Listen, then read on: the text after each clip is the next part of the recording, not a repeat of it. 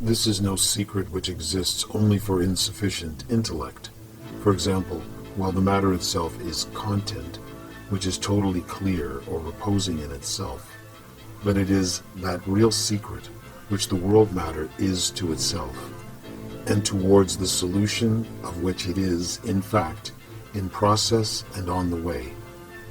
Thus the not yet conscious in man belongs completely to the not yet become, not yet brought out, manifested out in the world. Not yet conscious interacts and reciprocates with not yet become, more specifically with what is approaching in history and in the world. And the examination of anticipatory consciousness must fundamentally serve to make comprehensible the actual reflections which now follow, in fact depictions of the wished for, the anticipated better life, in psychological and material terms.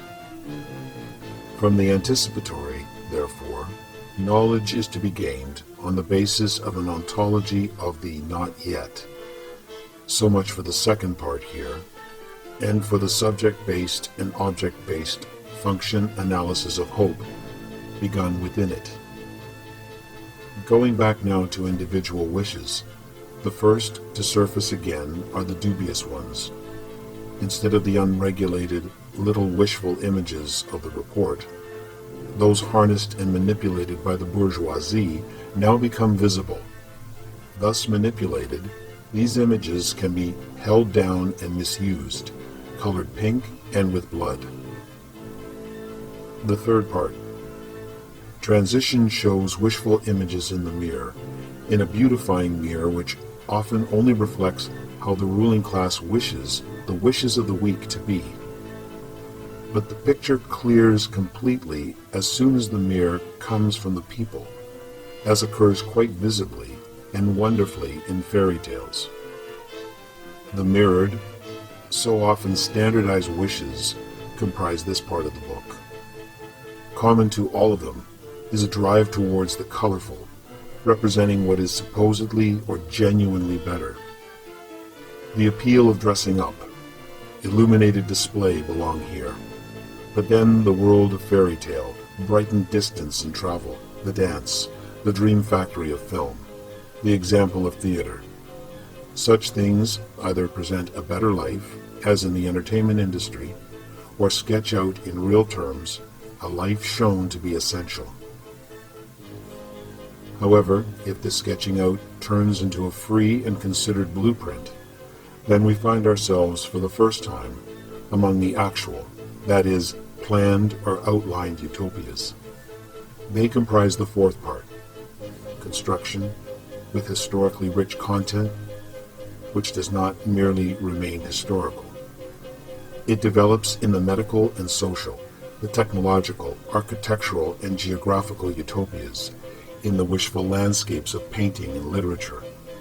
Thus, the wishful images of health emerge, the fundamental ones of society without deprivation, the marvels of technology, and the castles in the air in so many of the existing wishful images of architecture.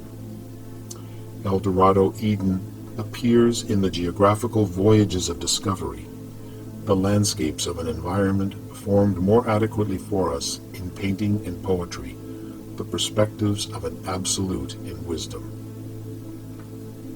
All this is full of overhauling, builds implicitly or explicitly onto the road and the goal image of a more perfect world, onto more thoroughly formed and more essential appearances than have empirically already become.